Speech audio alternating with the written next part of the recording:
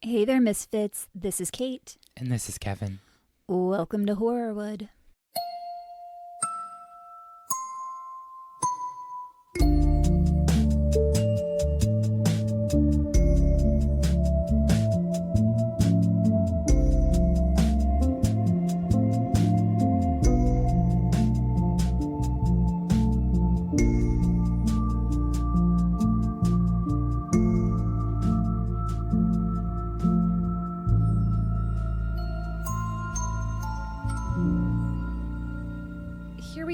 We are back for part two of our Ron Goldman episodes. Before we start, we do have a small amount of business to tend to.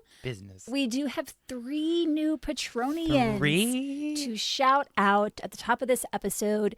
Thank you so much for your support. First up, we have Angie. My sister. Kate's sister.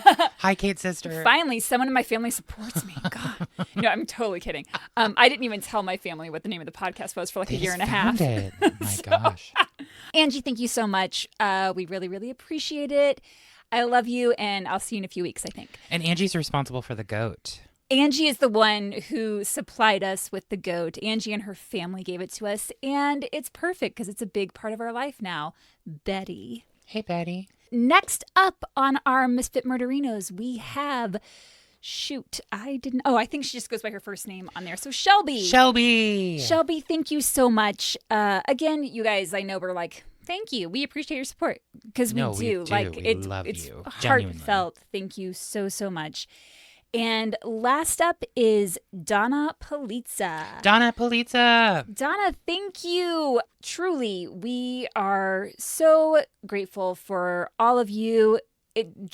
Even to get one Patronian is amazing. We're like so excited. I get a notification. Yeah. And I'm like, oh my gosh. So to have 3 in a week like that, I think that's only happened one other time. That's amazing. That's so exciting. Cool. Yeah, I love so that. Thank you guys so much. You got some fun content coming your way. And some tragic stuff, too. Fun and tragic. Mm-hmm. The opposite ends of the spectrum. We cover it all. And everything in between. I want to keep this episode focused on Ron and his family and not get too much into the details of the trial.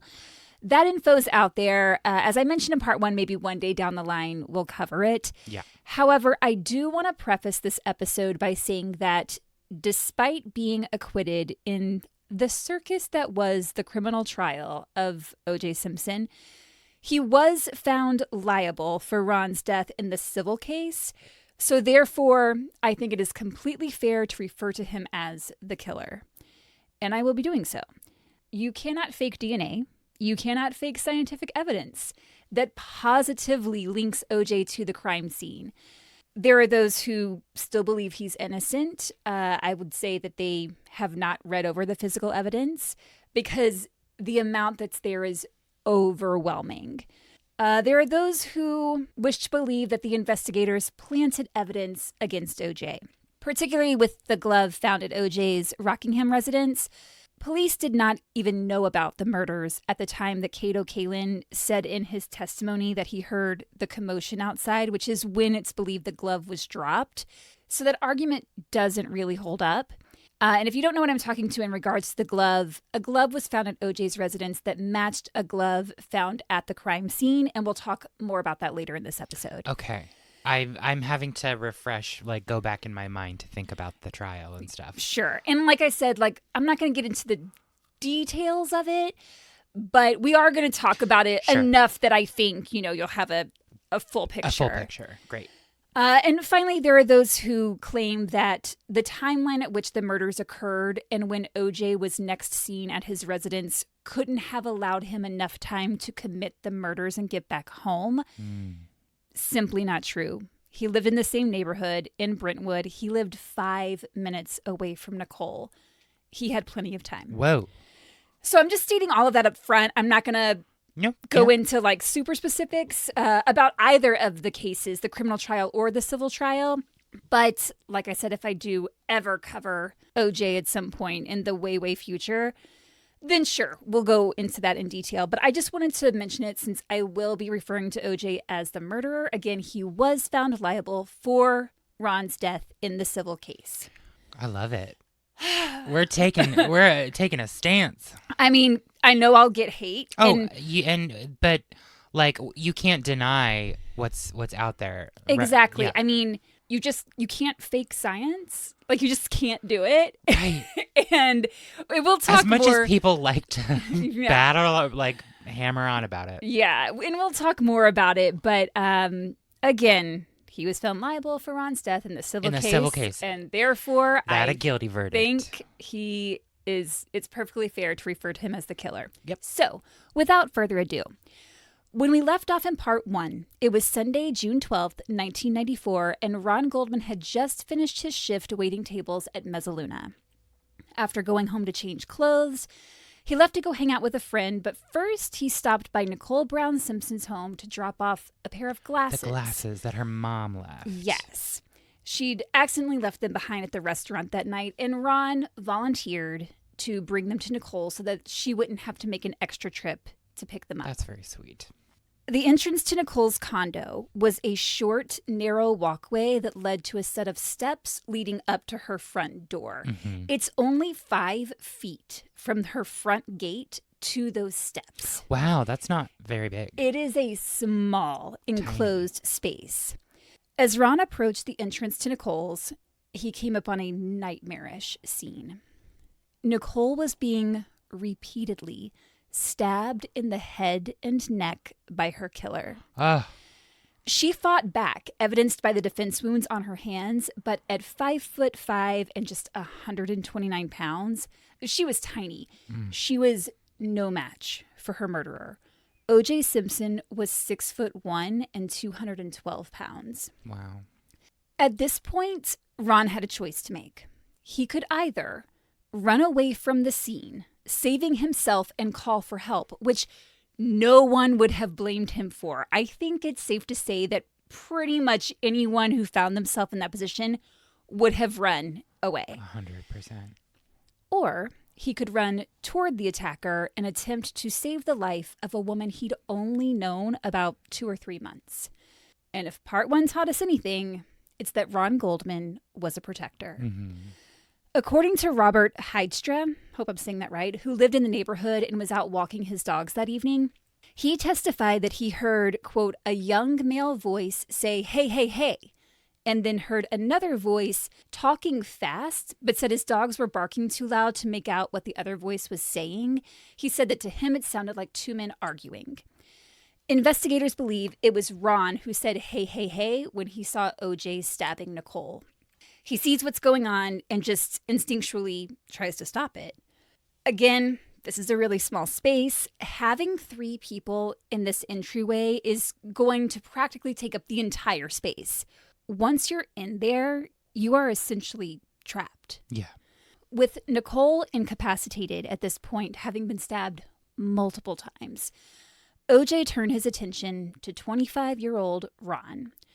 Ron was 5'9" and 171 pounds. Again, no match for his attacker. Also, Ron didn't have a weapon, so he was defenseless. Yeah.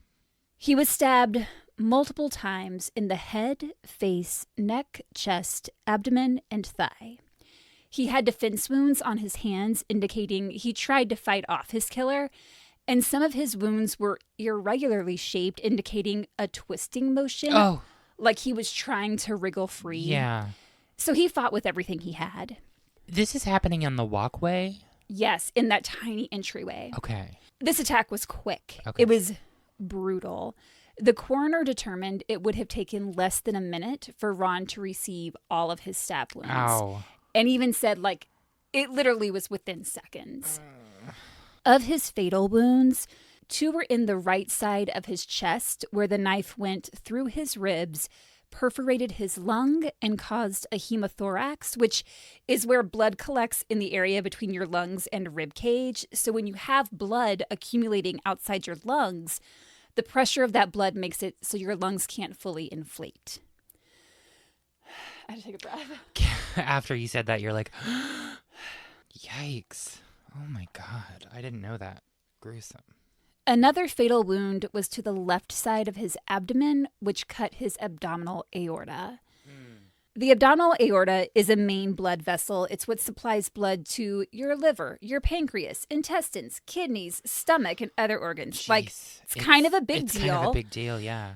If it's perforated, death occurs pretty rapidly. Oh, You'd have to have medical attention, like, immediately to try and repair it, and even then, survival is rare. It's rare, minimal. The other fatal injury was a stab to the left side of Ron's neck, which cut his jugular vein.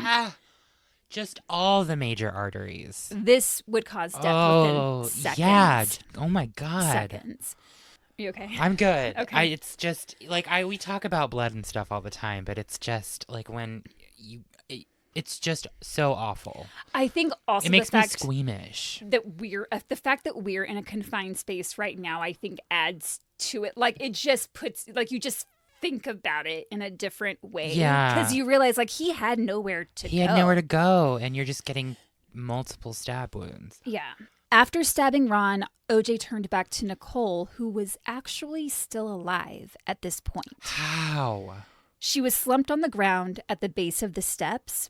This is when OJ stepped on her back, which caused bruising in the shape of a shoe print, which is how we know her heart was still beating.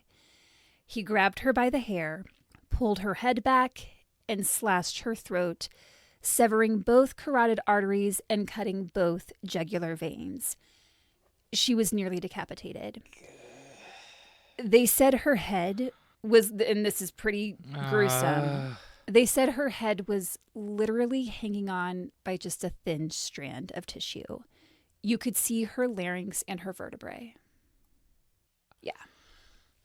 And all of this occurred while Nicole and OJ's 2 young kids were asleep inside. This was overkill. This was full-on rage. Rage killing. I was just going to say, like, that, you don't just do that. You know what I mean? It's personal. It's personal, for sure. Nothing was taken from the home or from either victim. It was not a robbery. Right. This was a man who wanted to hurt his ex-wife, and tragically, Ron Goldman just happened to be in the wrong place at the wrong time. Mm-hmm.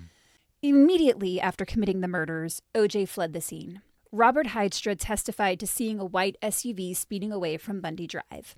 Nicole had a dog, and during the attack, the dog had gotten out and was wandering through the neighborhood, just barking and wailing. So a neighbor, Stephen Schwab, found the dog, who turned him over to another neighbor, and that neighbor was Sukru Bostepi. It was about 11:50 p.m. by that time, according to Stephen. Sukru took the dog out for a walk, and that's when the dog led him to Nicole's residence, where Sukru discovered Nicole's body and had a neighbor call police. Due to the design of the entrance, he only saw Nicole. He didn't see Ron. I'm sure you've all seen the crime scene photograph. It's a pretty well-known photograph. It's not hard to find. And it's a picture of Nicole's body lying at the foot of her steps right there at the entrance. Ron's body was against the fence on the side of this entryway, like just a few feet from Nicole, but from the street you wouldn't be able to see him. Police arrived just after midnight, thinking they're going to find one body. And they get inside this entrance and they're like, holy shit, there are 2 victims here. Detectives spent hours at the scene and also went to O.J. Simpson's house because once they determined who the female victim was, they were like, OJ could be a target. There could be other victims. We have to talk to him. We also have to notify him the mother of his children was murdered. Detectives worked into the early hours of the morning. Meanwhile, Ron was supposed to meet up with Stewart that night, the bartender from Mezzaluna. Mm-hmm. But of course, he never showed. Mm-hmm. The following morning, Monday, June 13th, Stewart called him and left a message on his answering machine that said, "Hey, Ron, this is Stewart. It's about 10:45. I was just curious if you wanted to come to work today, so talk to you later. Bye." Yikes. I don't think Ron was scheduled to work that day. I think Stewart was just calling to see if he was there. If he was there, okay. Because I think at this point, news was out that Nicole Brown Simpson and, quote, a male companion had been killed. Murdered. Originally, Ron's name wasn't mentioned because the family had not been notified yet. His family had not been notified. So he was only referred to as a male companion. And I think Stewart, knowing that Ron was stopping by Nicole's, had a gut figured feeling out what was going on. that it was Ron. Yeah. So while word traveled quickly through the media that Nicole Brown Simpson had been murdered, the Goldman family was just going about their day happily unaware. Patty, Ron's stepmom, was finishing up work at 4:30 p.m. that Monday, and then she wrote out a grocery list and stopped by the store on her way home. Brian, her oldest, was away at college on the other side of the country in Connecticut. Her son, Michael, was a sophomore in high school, and it was finals week, so he'd actually been able to come home early that day and took a long nap before getting in the shower around 5 p.m. The youngest, Lauren, was on her class trip to Disneyland that day. She was graduating junior high on Wednesday, just 2 days later, so it was a celebratory end-of-the-school-year trip. Ron's sister, Kim, was living in San Francisco at the time. She had just finished up a semester of college there, and on Monday, June 13th, she was working her job at Wells Fargo Bank. Fred, Ron's dad, had been at work that day.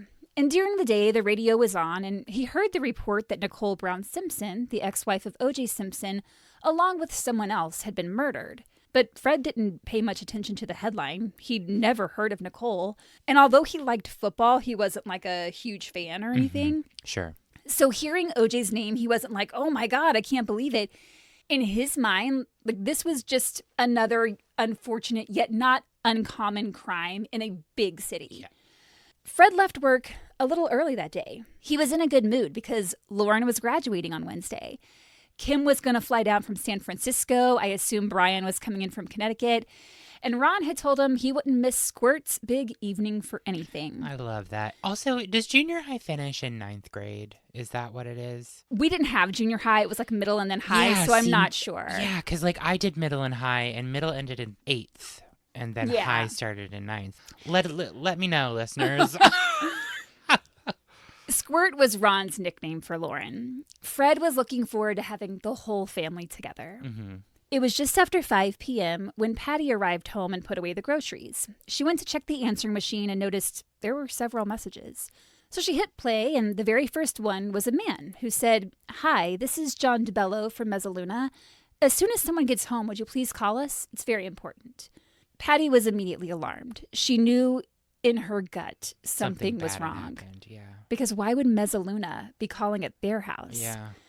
She called him back right away, and he asked her, "Do you know where Ron is?"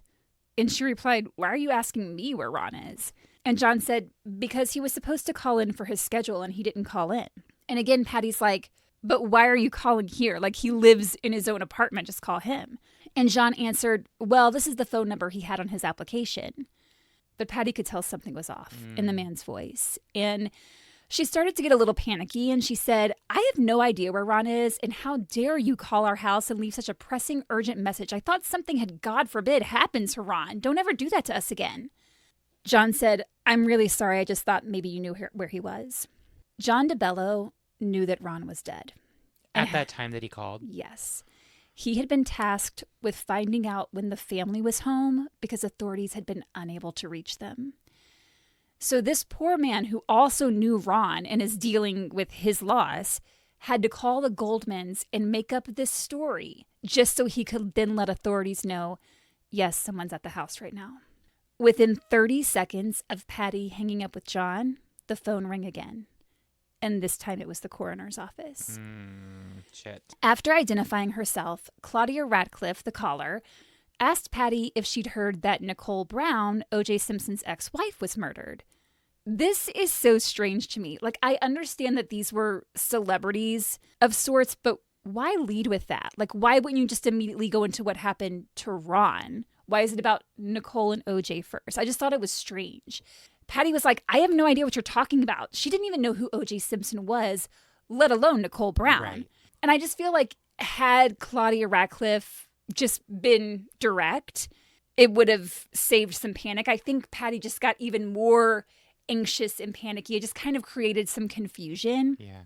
And it's just weird that that's how the conversation started. Right at that moment, Fred walked in the door.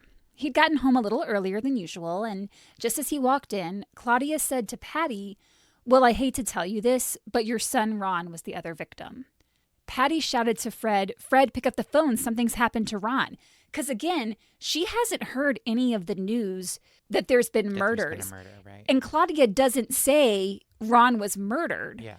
Or even that, like, he's been killed. She just says, did you know this? Did you know who the Simpsons were? And Ron was the other victim. Like, it just kind of comes out of nowhere. That's a really strange way for her to put that. Exactly. I don't understand why. I feel like if you're a coroner, you know how to deliver news to families. Well, she was from the coroner's office, not the actual coroner. So, okay. Well, then she's tasked with doing that on a regular basis.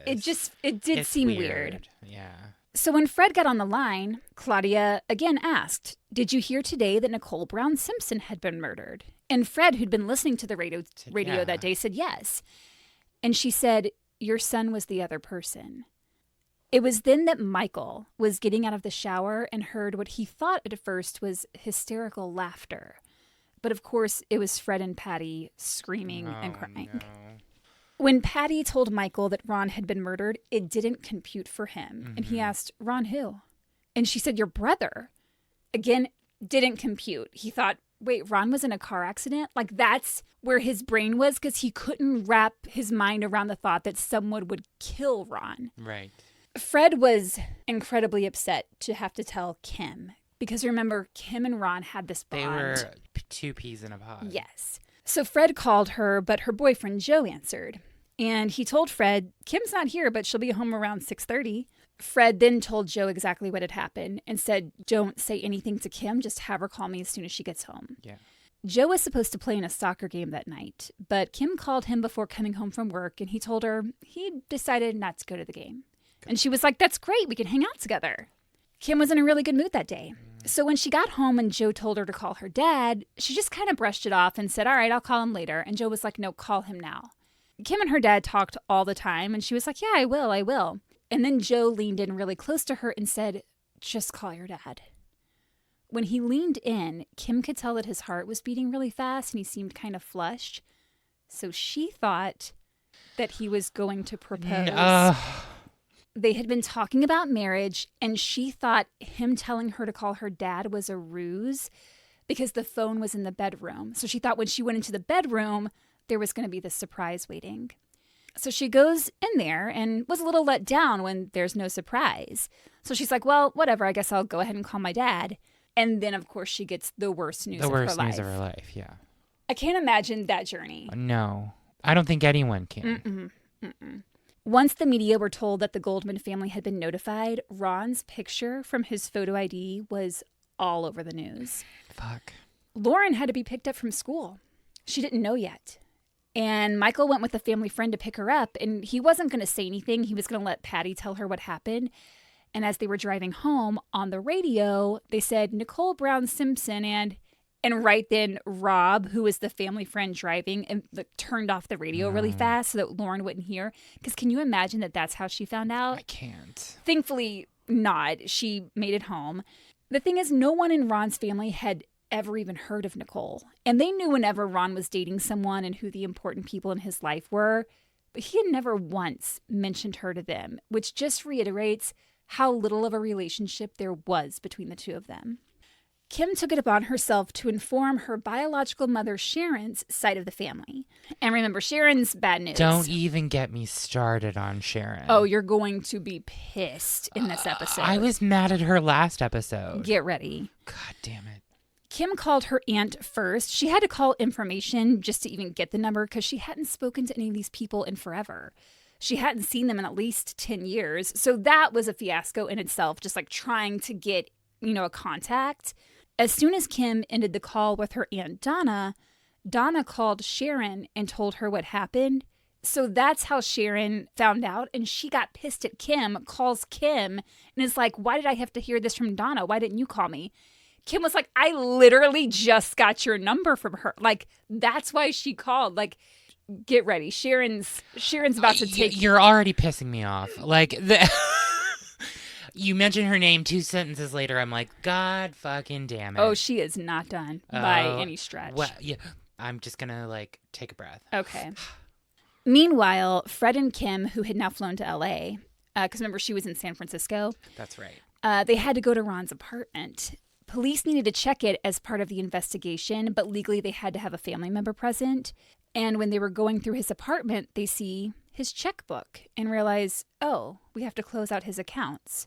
They found a dry cleaning receipt and thought, oh, I guess we need to check and see if he had any clothes that need to be picked up. Like all those little things that you just don't think about. Nobody prepares you for when a loved one passes. No. You know, when you go through the administration of a death, it's so much harder than you can imagine. Oh, absolutely. Think about, and this was, in the 90s before there was so much digital. Right. So much of a digital footprint of a person. Now, like, everything's online, all of your accounts and your passwords. And you think, like, that's why everyone, you need to have a sheet with all of your passwords, all of your accounts. Yes. It needs to be with your will. And someone you trust needs to know about it, because otherwise it's incredibly difficult to tie up those loose ends. Exactly. And one of the greatest things, when my mom passed away, she had put my name on her checking account, like on her bank accounts. Mm-hmm. And so rather than those going to the state or in whatever that thing is called, Right. I forget right now, but it didn't have to go there. I was able to assume control. Yeah, that's really Yikes. good. I know. So not only are the Goldmans grieving, and their son's death is being talked about on every news station, radio station, it's in all the papers, but they have a boatload of tasks and loose ends that they need to tend to. Mm-hmm. Fred Goldman put it perfectly in the book I mentioned in part 1, titled His Name is Ron. He said, quote, "For some unfathomable reason, the sun continued to rise and set." That hit me. That's hard. Yeah. Anyone who's ever lost anyone close to them gets that. Oh, 100%. Yeah. And that's pretty much every single person listening right now. So Right. We all experience loss. exactly. You want everything to stop. You want the world to give you time to like get yourself together and wrap your brain around what's happened. But There's never enough time. no, it keeps going. It's always going to be there. Then, of course, they had to make the funeral arrangements. The funeral director informed them that according to California law at the time, I don't know if this is still the case, he said he needed the signatures of both biological parents, if both were still living, in order to proceed with burial plans. And Fred was like, well, his mom hasn't seen or talked to him in years. She lives out of state. Like, I don't know that we're going to be able to get her signature. And the funeral director was just like, well, I need it. Otherwise, we can't move forward. That's a weird law. Yeah, I don't know if it still exists, but it's kind of bizarre. I hope that's changed. I would hope. So they get Sharon's number. They give it to the funeral director, who calls, and someone answers but tells him that Sharon is unavailable and will call back later. Not a great sign. No one heard from her. So Kim called her and was able to get her on the phone. And Kim said, hey, I'm going to fax over a paper to you. We just need you to sign it so we can bury Ron. And Sharon said, no. And Kim's like, what? And Sharon said, yeah, I don't want Ron buried in California. I want him buried in Chicago, where his family is. She hasn't been a part of his life for years. Ron had actually tried calling her years before his death, probably to see if there was any chance of a relationship between the two of them now that he was a little older. And her husband at the time, Steve, answered, and Ron was like, hey, this is Ron. Could I speak with Sharon? And Steve asked, Ron who? And he answered, Ron Goldman, like as in her biological son. And Steve was like, who? Sharon had never mentioned to her husband that she had kids. Kevin's shaking his head. I have to just remain calm. Is it going to get worse? Yeah. Ah. But the weirdest part about Sharon wanting Ron buried in Chicago was Sharon wasn't even living in Chicago anymore. Well, where the hell was this bitch located? She had moved to St. Louis, and Sharon's parents, Ron's maternal grandparents, had moved to Florida. So none of it made sense. But she loved control. And it's like when she kidnapped the kids when they were young just to hurt Fred. Now she's refusing to let Ron's actual family bury him where they want. She was controlling it all. Kim is begging her, crying, please, we want to get this matter settled so we can move on, please. Sharon wouldn't budge. So Fred called. And suddenly Sharon was all, I'll come out to California for the funeral, but I can't afford it. You're going to have to send me some money. Fred refused and asked, are you coming here or not? But Sharon wouldn't give him an answer. Meanwhile, reporters basically set up camp outside the Goldmans' home, and the press kept referring to Ron as Nicole Brown Simpson's friend. Eventually, Ron's family couldn't take it anymore, so Fred went outside and addressed the media and just talked a little bit about who Ron was as a person, and he stated that Ron and Nicole were not in a relationship. If they were, Ron would have mentioned it to his family. Yep. And Fred ended by saying that it was really hard on the family to keep hearing his son being referred to merely as Nicole Simpson's friend, and he said he has a name. His name is Ron. Mm-hmm. Hence the title of the book. The title of the book, yeah. In addition to having to deal with all these reporters just hanging out in front of their house and Sharon making a horrible situation even worse, Fred Goldman got a sinister message on his answering machine just a couple of days after Ron was killed. The man on the machine said, "Mr. Goldman, sorry to hear about your son, but he deserved it, and he should rot in hell, and he had a lot of nerve driving Nicole's car, and he got what was coming to him."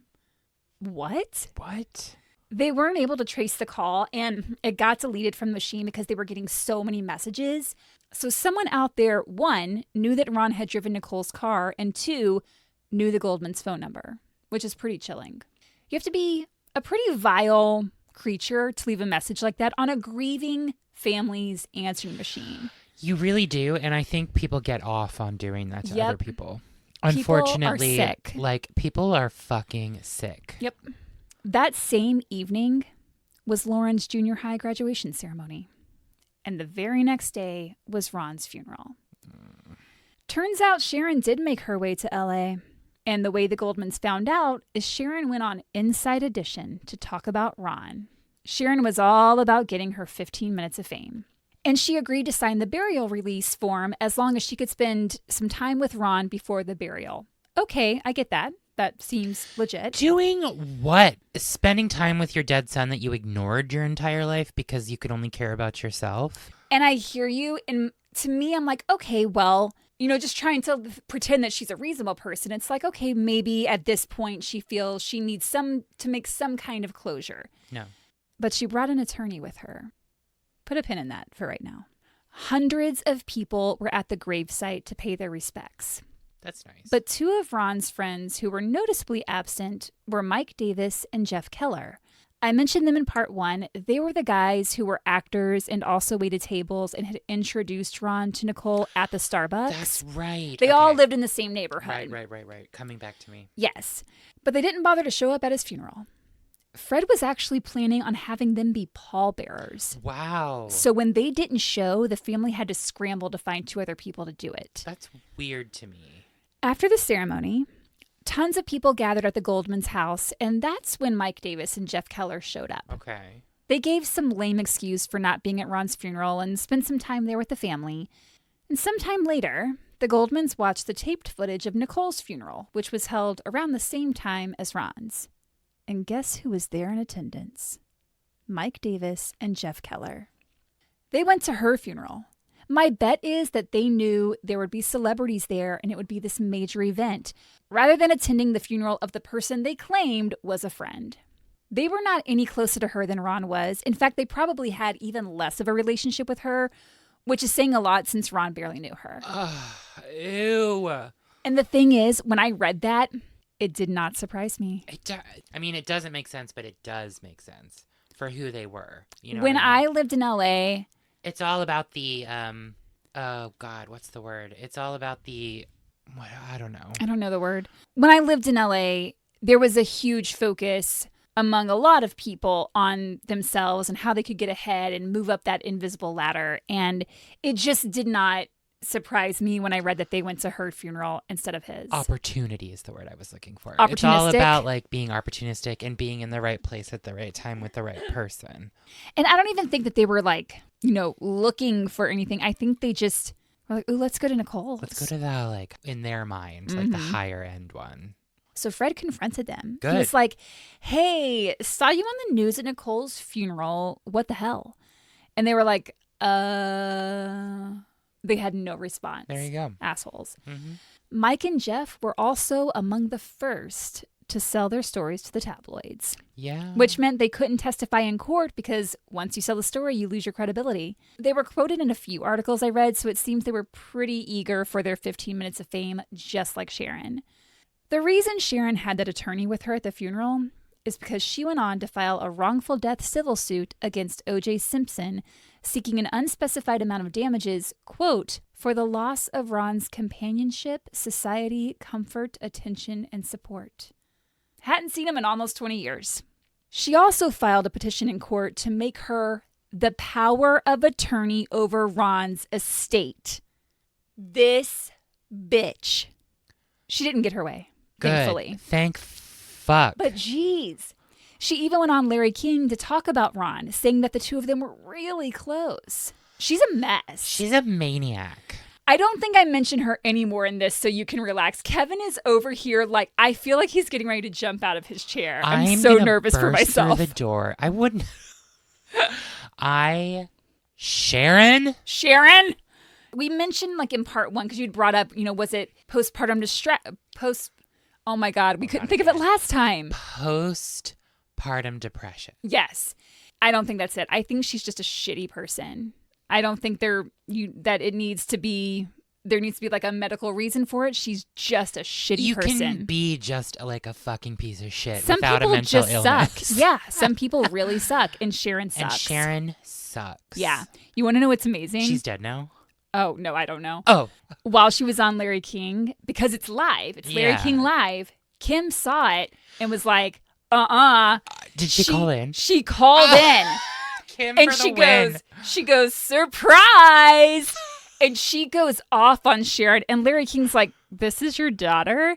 Sharon had no words. And then Sharon just goes on this thing about how Fred had brainwashed them and like all this stuff. And Sharon's like, I'm sick of being treated like I'm the estranged mother. Because you are, Sharon. And Kim goes, I'm sick of you, honey. It was amazing. Is this on? Can I watch this? Is this online? No. The family wrote about it in that book. Buy the book, and then you can read all about it. Well, I'm going to try to find the clip. Go for it. Okay, so investigators had found enough blood evidence linking O.J. Simpson to the crime scene, and they announced he would be arrested. He was scheduled to turn himself in Friday morning, which the fact that he was even given the opportunity to turn himself in, here's a man wanted for murdering 2 people, and cops are just like, all right, well, when you get a chance, can you come down to headquarters tomorrow? Of course, when he was scheduled to arrive, Simpson was a no-show, and thus began the infamous chase in the white Ford Bronco. The whole country was watching that chase. I saw that chase on the news. 95 million people tuned in. I remember watching it. Mm-hmm. And Ron's family was watching too. So you can imagine how angry they were when they saw tons of OJ fans cheering him on and holding up signs in support of him. As I said earlier, not going to get into too many of the details of the trial, but I do want to point out certain aspects of it that I think are interesting and some that I just had never heard of before. Jury duty was originally scheduled to begin on September 16th. Ron's mail was being forwarded to his dad's house, and in Ron's mail was a jury summons for Ron to report to jury duty on September 16th. Is that not wild? What the fuck? How does that happen? Right? I don't know. Ew, I don't like that. No, it's gross. It's gross. They should have caught that. Yeah. The Goldmans had agreed to one interview prior to the trial, which was with Barbara Walters. I'm linking a clip of it in the show notes, and it's in that clip that you can see the footage of Ron at Lauren's bat mitzvah that I talked about in part 1, where he's dancing and singing. I encourage everyone to watch it. You really get a sense of Ron's personality from it and just the love his family had for him. That same month, September of 1994, Congress passed the Violence Against Women Act, which created the National Domestic Violence Hotline, and many state that Nicole's death was a big factor in getting Congress to prioritize the passing of that act. It sucks that it takes like a high-profile case to make shit happen. Yeah. For Halloween, just a month later, O.J. Simpson masks were a popular item. But here's what's even sicker. Some people dressed as Ron on the evening he was killed. They wore a shirt and jeans covered in fake blood and carried a white envelope. If you remember, the glasses Ron was returning was in a white envelope. People are not okay. That's sick. Like, people need to just stop, take a second and go, is this a good idea? Should I do this? Because the answer is probably no. Well, yes. And also it's like this weird sort of dissociation from reality.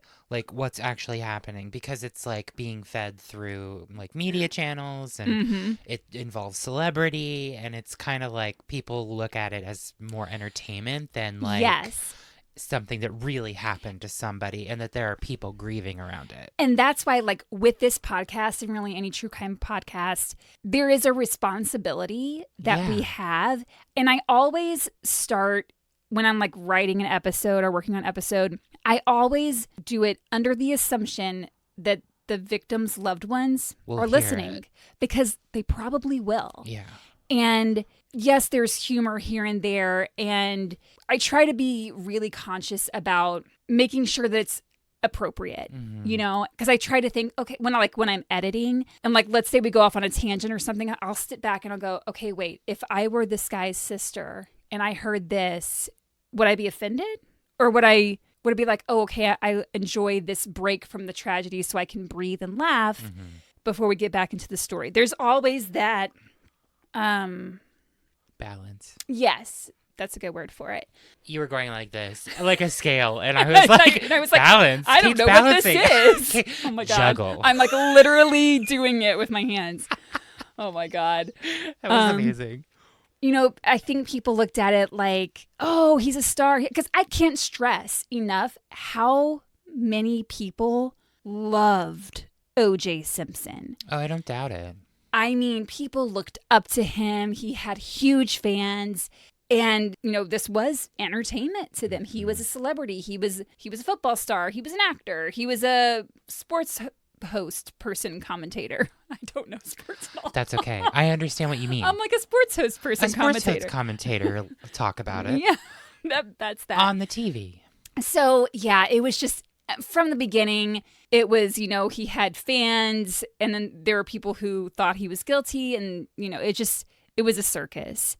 O.J.'s criminal trial began in January of 1995, when the country, and more directly Los Angeles, was still reeling from the L.A. riots of 1992. Oh, shit. Which was the result of 4 white LAPD officers being acquitted of the beating of Rodney King, a black man who officers pulled over for speeding, ordered him to get out of the car, shot him twice with an electric stun gun, and then brutally beat him while threatening to kill him and calling him the N-word.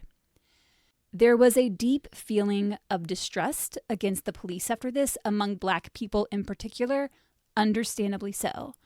And the defense knew that, and they used it to their advantage. Jury selection took 2 months. Potential jurors were given a 79-page questionnaire, 294 questions total. The defense put a lot of effort into their jury selection process. They ran simulated jury tests, which indicated that black females didn't like Nicole Simpson and that she was just using him for his money. And their tests also indicated women would not take too well to a tough female prosecutor, i.e. Marcia Clark.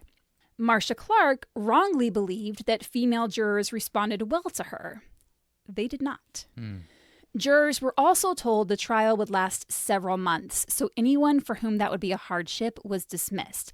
So this included people who were the breadwinners of their family, bosses who ran companies, typically people with a higher education. As prosecutor Bill Hodgman put it in the Academy Award-winning documentary O.J. Made in America, quote, a lot of smart jurors who might have been open to DNA scientific evidence simply went by the wayside.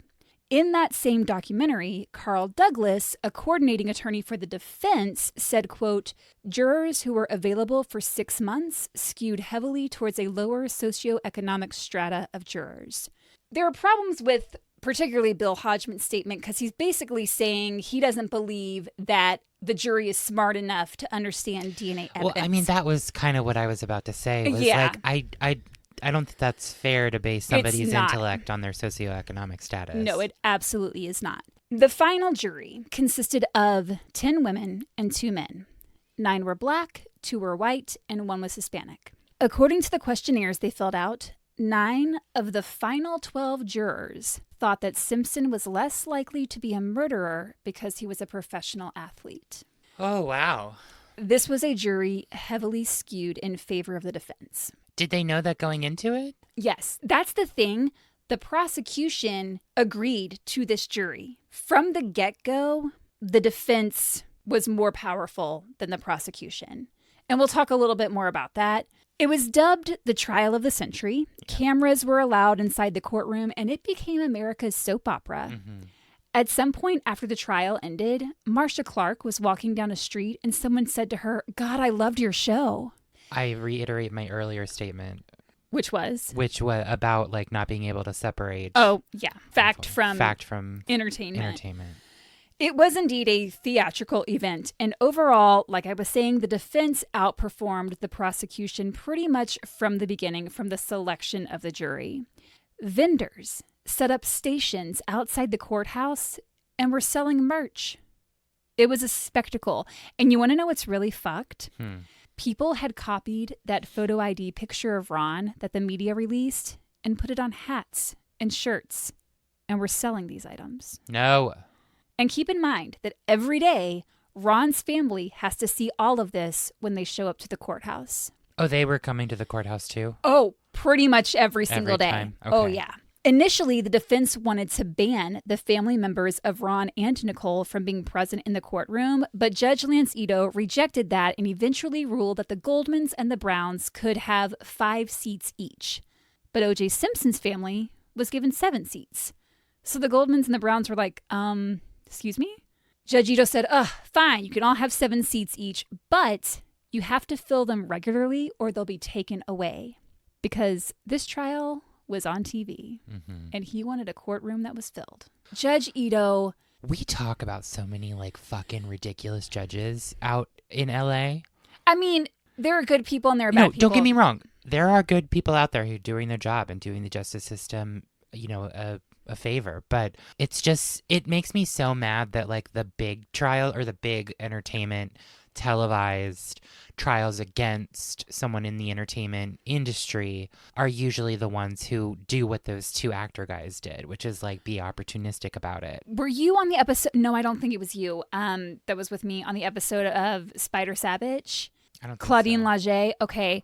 That trial, that judge was, you know what? Actually, I think I'm misremembering. Never mind. Well, no, I was also going to say like the guy that I covered, blanking on his name. It was the guy who raped a 13-year-old girl. Roman Polanski. Sorry, thank you, Jesus. My mind is fried. The Roman Polanski, the judge in that case, was just screwed the whole thing. Judge Ito had some other rules as well, including keep your face forward, don't display any emotion, no drinking cups or bottles. You couldn't even have water. The people at the attorney's tables could eat and drink, but no one else. You weren't even allowed so much as a cough drop. And Judge Ito banned the Goldman family from wearing buttons on their lapels that had Ron's picture on them. Nicole's sister had bought little angel pins for all the victims' family members and the prosecution team, but when Marcia Clark wore hers in court, Johnny Cochran complained, saying she was showing sympathy with the victims' families. And Judge Ito said, you can't wear the angel pins, but O.J. Simpson's family wore pins supporting him, and Ito allowed it.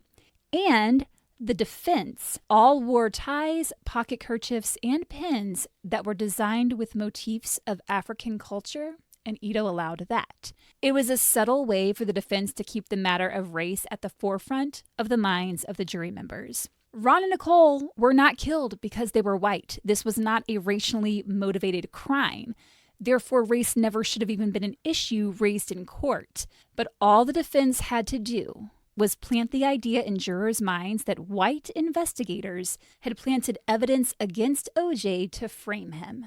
They had no proof, there was nothing to back it up, they just had to plant the idea. The defense attorneys were nicknamed the Dream Team. OJ could afford the best of the best. Robert Shapiro seemed to start out as the lead attorney, but as the trial became more about OJ's race, Johnny Cochran, a black man, took the lead role. Johnny Cochran was a showman. He'd come into the courtroom smiling, blowing kisses, winking at the jury, and Judge Ito did nothing to stop him.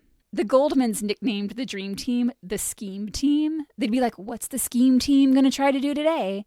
2 of the biggest factors that I think lost the case for the prosecution is 1, the glove. It was the prosecution's idea to have OJ try on the blood-stained glove worn during the murders. Ew. And of course, when OJ does this, he like curls his fingers up and shit. Like there's a picture zoomed in of what he's doing. It's like a claw. He's like, ugh. And of course, he's going to struggle to get it on when it's like that. He's also wearing latex gloves underneath so as not to contaminate evidence, which is going to make it even more difficult for him to put on. To put on a fucking glove. But the prosecution didn't explain that, nor did they explain that the dried blood could cause the fibers of the glove to shrink a bit. And the thing is, as he's putting on the glove, he's making this big show of it like, does it fit? No, he's like smiling, kind of like, ah. This is a glove covered in the blood of his children's mother. Doesn't seem to bother him. Think about that. Yuck. The other factor that I think lost this case for them was Mark Fuhrman.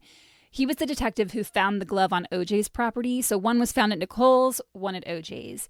In his original testimony at the preliminary hearing, Fuhrman was asked if he had ever used the N-word in the past 10 years. He said no. That was a lie. Oh my God. He had lied under oath. The defense had evidence of taped recordings proving he had used the word, parts of which were played for the jury. So after the jury sat and heard all about Mark Fuhrman's racist background, heard him calling people the N-word, he was questioned by the defense. So as not to incriminate himself, he chose to exercise his right of the Fifth Amendment. And you can't invoke your Fifth Amendment right on one question, but answer other questions. It's a blanket protection. So when asked if he'd been truthful in that preliminary hearing, he said, "I wish to assert my Fifth Amendment privilege." Mm-hmm. The defense, knowing he can't answer anything else, then asked, "Did you plant or manufacture any evidence in this case?" And Fuhrman answered, "I wish to assert my Fifth Amendment privilege." To the jury, that said to them that he had planted the bloody glove at OJ's residence. Yeah. Never mind the fact that there was no evidence of this. All the defense had to do was plant the idea in the jury's minds. Anytime there was a victory for the defense, they would smile and laugh and high five, completely inappropriate. Meanwhile, the Goldman family had placed a little box of tissues in front of them on the railing, and a bailiff came over and said, "Judge Ito would like you to remove the tissues. The cameras are picking it up." This grieving family, Judge Ito says nothing about like the cheering going on the side of the defense. This but they grieving can't have family can't have tissues. This is so disgusting, Kate. Like, why? He's obviously from the get-go, like, pro OJ. I don't know if it's that. I think he was just incompetent and he just did not have control of this court. He did seem to sway towards the defense more, I would say. Mm-hmm. But he just wasn't good at his job. He just wasn't. And honestly, the prosecution just didn't do as good a job as the defense did. Simpson often laughed and joked with his team. "The mother of your children has been murdered." You're just over there laughing and smiling. But then as soon as the cameras would pan over to him, Robert Shapiro and Carl Douglas would signal him to stop. When the prosecution presented the DNA evidence, the jury just kind of sat there with their eyes glazed over. The blood of Ron, Nicole, and OJ was all found in OJ's car, and OJ's blood was found near Ron and Nicole's body. Only 1 in 170 million people have the genetic characteristics of that blood, and OJ was that one. There were bloody socks found in OJ's bedroom.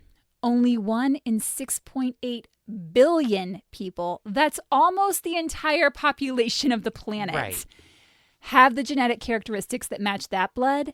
Nicole Brown Simpson was that one. Her blood was found on the socks in his bedroom. There we go. DNA was not like where it is today back then. And so I don't know that there was a lot of understanding around it. But I also don't think the prosecution did a good job of making the jury understand what they were trying to tell them. One of the most baffling things was when the defense, I didn't know about this. I think I knew part of it, but it's wild. So one of the most baffling things was when the defense led the jury on a field trip. First, they went to where the crime occurred outside of Nicole's residence, and then they went to OJ's residence and led them on a tour of OJ's house. Judge Ito never should have allowed it. The crime didn't take place inside OJ's house. So why they just got to go to a nice little field trip? Mm-hmm. But prior to this field trip, the defense went in and did a little redecorating of his home. Inside this mansion, OJ had several framed pictures hung up on the walls, but they were all of him posing with rich white people like Donald Trump. There wasn't a single picture of OJ posing with a black person. The defense said, well, that won't do. So they replaced the photos with pictures of OJ posing with black people. They also took a Norman Rockwell painting out of Johnny Cochran's office. It's the painting called The Problem We All Live With and features Ruby Bridges on her way to school. This painting became a symbol of the civil rights movement. They took that painting and displayed it prominently in OJ's home. So you have this jury who's now walking through this mansion. For many, if not all, it was probably the first time they'd ever been in a celebrity's home. And they are surrounded with all this decor representing black culture. It was a good tactic by the defense that never should have been allowed. No, it shouldn't have. Was the jury sequestered? Yes, and we're going to talk about that. OJ was granted lots of special privileges thanks to his defense team. While incarcerated, he was allowed to shower more frequently, sleep later. He got 10 extra hours of free time every week than the other inmates. He got an exercise bike that was just for his personal use. When he complained that his bed was uncomfortable, he was given special bedding. He got to use the phone and watch TV whenever he liked. He received a bunch of letters while incarcerated in support of him, and he wrote a book in response called I Want to Tell You. And he was allowed to sign copies of that book during breaks at the trial. This is a man on trial for murder. Mm-hmm. On the other side of all that, Patty, Ron's stepmom, showed up to court one day and was walking through security, and one of the security officers noticed a bottle of water sticking out of her purse just a little bit. And he was like, no water allowed. You cannot have that. Just think about that contrast. The trial lasted almost 9 months, during which the jury, yes, was sequestered. Okay. It is the longest amount of time a jury has ever been sequestered in U.S. history. That is a really long time. So to try and keep the jury happy, Judge Ito allowed all these special activities. They went to a Dodgers game. They went on Target runs. You know what's at Target? Lots of tabloid magazines. One of the jurors' uncles was a musician and came and performed for everyone. Jay Leno came and performed. They went to see a production of Miss Saigon. A barbecue was held in which the jurors were allowed to invite their families. How is any of that being sequestered? That's not sequestered. They're out in public. And this is literally the biggest thing being talked about at that time. No. I don't understand. Make that make sense. I don't get it. That's fucked up. Meanwhile, in addition to attending the trial, Ron's family was trying to live their actual lives. They had jobs to work and school to attend and errands to run. But, they did their best to show up as often as possible. And because there were so many OJ supporters out there, they were constantly looking over their shoulders. They'd already gotten that one message on the answering machine, so who knows how many other people like him were out there. Yeah. So it was a scary time for them. Michael was the captain of his tennis team, and one day his team had a match against Brentwood High School. So before the match, as team captain, he introduces all the players, and then he went off to the side to do his own pregame ritual, which was basically a moment of him by himself talking to Ron. Ron had been his coach, remember? Yeah. And this was just his private way of connecting to him before the match.